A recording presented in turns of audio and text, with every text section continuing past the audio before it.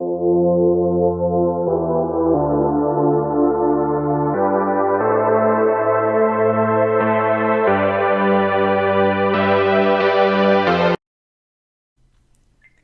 there, it's Stephanie Shea, Chief Astrologer for janspiller.com with your monthly horoscope. And this one's for you, Virgo. Here we go into July, and the good news is we've already gotten through some of 2020's most intense astrology. Last month we had a solar and a lunar eclipse, plus Venus and Mercury retrograde.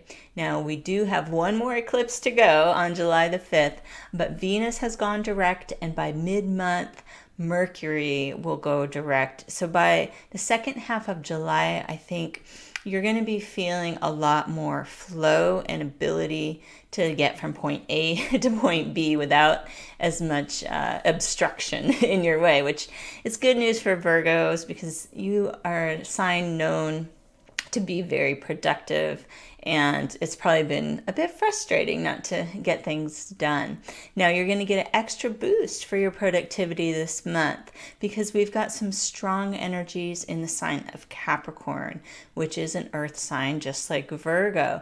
That means the Capricorn energies present in the lunar eclipse, which I'll tell you about, as well as both Jupiter and Pluto expressing in Capricorn, are supporting earth signs in particular. You're going to be ready to focus and get down to business and kind of get clear about some things that may have seemed confusing over the past few months. Now, July 5th is the lunar eclipse in the sign of Capricorn, and it's forming what's known as a trine to your sun. This allows a lot of positive energy to flow your way. And if you were born on or around September 6th of any year, you're going to get an extra dose of motivating self-realization at this eclipse. Lunar eclipses help us to see our reality more clearly, and these events can often reveal truths that we might not want to see. So how is that positive? Well, once you get real about where you are and where you need to go, you can then be an unstoppable force.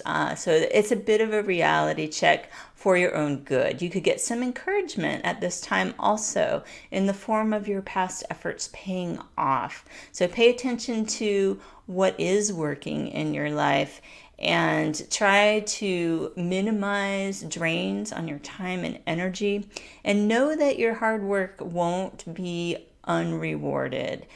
Keep at it if it's the things that are igniting your passions, and try not to waste too much time and energy on the things that you know don't make the biggest difference. All month, we've got outer planets of Jupiter and Pluto traveling closely in the sign of Capricorn. Again, this is also a favorable trine to Virgo's sun. This is going to emphasize some of the themes of this lunar eclipse that I mentioned, and also encourage you to look beneath the surface for the truth. If you were born between September 13th to 17th of any year, you're going to be getting the strongest message from these outer planets. Pluto and Jupiter are agents for positive change. So they're calling Virgos to act from the heart. Again, this echoes a lot of what I just mentioned having to do with the lunar eclipse. This might mean letting go of superficial relationships or activities so that you can spend your valuable time and energy on the things that you're passionate about. Virgo is so good at just getting in the zone and really accomplishing what they want. So once you can eliminate distractions, there's just a lot going for you to move forward and help others this month as well as help yourself. July 12th, Mercury is stationing direct in Cancer, and this could bring some mental clarity. Mercury went retrograde June 18th in the part of your chart that represents friendship and community. During the second half of July, you'll have a chance to review your friendships, social circles, and other groups, including anyone from your past who may have resurfaced recently. Once Mercury is moving direct, your inner wisdom really gets amplified, and you'll be able to make some decisions, perhaps about your contribution to group or in your community.